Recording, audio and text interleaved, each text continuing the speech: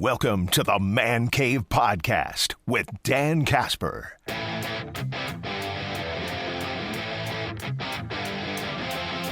Let's do our local sports roundup brought to you by Carpet City Flooring Center. Let's start with football. Yeah. Because, for high school, that's kind of last We're wrapping season. up here. Yeah. We've got the for the 11 players, we got the semifinals tonight. We got a couple games that will be taken on locally. I'm sure the one in the spotlight here is me, Mondovi, and Edgar. That game will be at Stanley Boyd at Oriole Park, so not a far drive away. Right. So obviously Mondovi picked up the big win. What a fun back and forth game with Regis last week. It lived up to the hype. I was going to say, as much as we talked about kind of that and just what that game could be coming into it, yeah, it definitely did. Obviously, a tremendous win for the Buffaloes, Coach Loscheider and that group being able to avenge that regular season loss. Those were two outstanding games between two outstanding teams, and now Mondovi turns attention to Edgar, who grinded out an 8-7 win over Baldwin-Woodville. Edgar is, they're high school football royalty in the state. They're one of the most premier programs in any division you're going to find. Yep. Coach Stan's won the last two Division 7 state championships. Bump up this year to D6. They haven't skipped a beat. That's going to be a really fun one, and I'm sure both those communities are going to be showed out well. Oriole Park got a lot of room to sit, but they might not tonight. So, but yeah, there, and then. The other game that's going to be going on around here is actually in Division 5. It's Northwestern and Stratford. Yeah. And that game's going to be at Chahai at DeRay Field. So okay. Northwestern picked up the win over Grantsburg. Stratford advanced with the win over Tomahawk. So, that's another big one from around here. Cochrane Fountain City picked up the win over Boyceville. They'll be playing Oshkosh Lourdes. Yep. Otherwise, I kind of Baldwin-Woodville's on. Baldwin-Woodville in Division 4. That's they got that big win over La Crosse Aquinas last week, and now they'll be taking on Winneconne. That game will be in Marshfield. Winneconne's been kind of a team that's kind of, I think, been on the light radar for a lot of teams this year as far as kind of one of the premier programs in that division. Really, the other one of note in Division 2 or for the area is going to be River Falls. Yep. They're taking on Green Bay Notre Dame. I'll admit, last week I said that Rice Lake Notre Dame game would be high scoring, and it was. But I'll be honest, it was a little bit more defensive minded than I thought. It was 28-20. Well, they were impressive because I saw Mike McCarthy was watching that game, and some Packer players were there too. So yeah. Yep.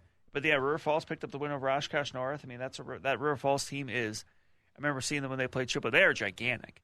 They are big and physical. That's going to be a fun one there, and that's at DC Evers tonight over in Schofield. So a lot of these games are once you get to this point, your semifinal games are always at neutral sites. So that's kind of what we're looking at as far as what's left for 11 players. So still some interesting matchups going on.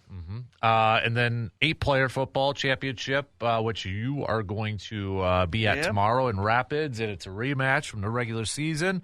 Something we kind of were wondering if we were going to see that. And while we do, it's McDonell versus Gilman. Right. And I've said from kind of really the jump that I thought these were the two best 8-player teams in the state.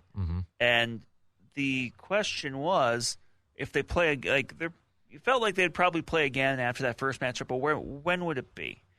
And because of some late season results, actually that really weren't from Gilman or McDonell, basically that's what put them on different sides of the bracket.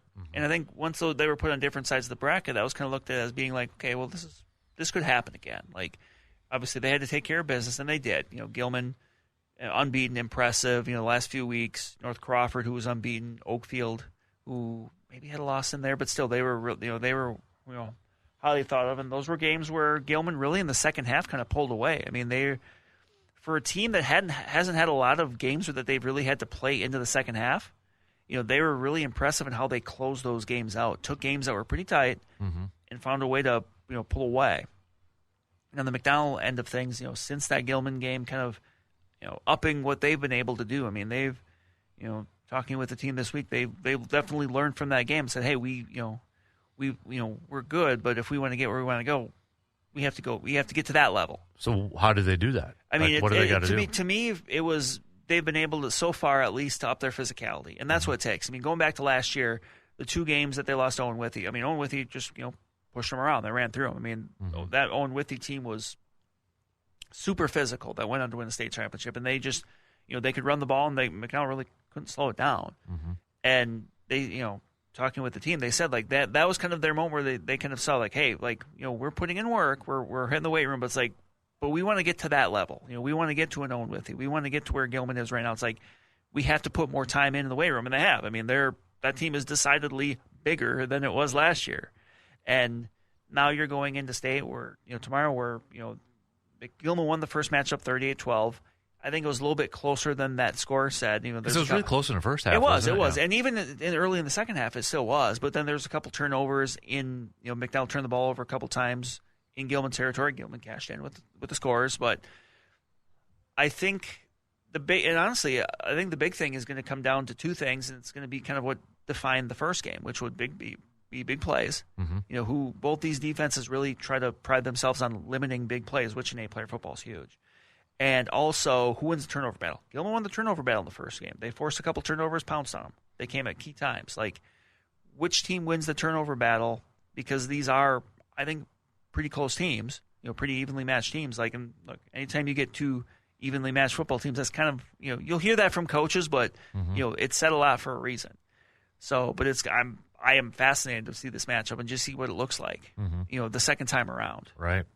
So we got that. Just to kind of go back from last weekend to volleyball, Regis getting a championship. Rib Lake. Well, Regis was the runner-up. Oh, runner-up. I'm sorry. Yes, so, yeah. They won, and it's a tremendous year for Coach Liz Anderson and that group. They kind of battled injuries. Unfortunately, that kind of popped up for them down at state. But still, that team was playing its best at the absolute right time. Mm-hmm. That's a team that suffered some losses right before the end of the regular season, rebounded, made its way through that very difficult sectional, beating McDonell, beating Clear Lake, getting back to state again, coming home with another silver ball. That is. There are a lot of teams in this state that would love to be in that position. It's disappointing, to come up short in the state championship game, but at the same time, to be in that spot, to come home with some hardware, not a lot of teams can say that, and there's a lot of teams that wish they could. So then you mentioned Rib Lake. being able to, go the distance, take out Wausau Newman for the championship. It's you mentioned you mentioned I think Monday. It's a big coup for the East Side Taylor County. This could be a big week for Taylor County. They could have a couple championships coming their way. So we'll see. That could be. But that's makes our friend Matt Fry's life very busy right now. It does. So that's kind of, and then I know we got girls swimming that wraps up this week. We got Division II state. Okay. I know there's some Menominee representation. I think some other schools down there. That's tonight in Waukesha. Tomorrow you've got Division I. I know Chippewa Falls Evelyn Arnold is there. So there's representation, but that's really kind of the end of it. We've of course got state football next Thursday, Friday. So right. But that's really kind of the wrap up for the fall. Because women's basketball started practice. Girls basketball started this week. Hockey started this week. Gymnastics started this week, and then the rest of the sports get going next week with boys basketball and wrestling and girls wrestling and boys swimming. So that gets underway. There's not much downtime in between. Obviously, with even in the area with college stuff, we've got the WIAC tournament championship for volleyball on Saturday. Yep. Well, we might as well just kind of transition into that. The Blue Gold women's volleyball team picked up the win last night at Sonoteg against La Crosse, so they are on to the WIAC championship in a rematch against Oshkosh. So that's going to be Saturday night, and then the Blue Gold men's soccer team begin their national tournament run tomorrow, taking on the Milwaukee School of Engineering, and that's actually going to be in Minnesota too. And there's a full-on slate of D3 athletics. We've got swimming and diving for Blue Gold's going to be at St. Cloud University. Women's basketball, they're going to be in action. Hockey also in action for both men's and women's. Men's basketball is going to be taking on they're in a tournament too. First game is going to be Cornell College. So what? Oh, I thought you were giving me a grin.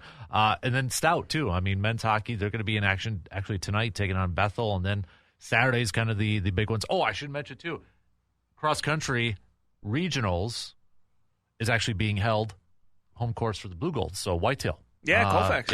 Colfax. So that place will be packed. I've been there before when they've had college events there, and then they do a good job with everything there. But it will be packed. But that's so many local runners that run in the WIAC. Yep. That'll be there, I'm sure, for that. So that should be a really fun, environment there over in Colfax. Yep.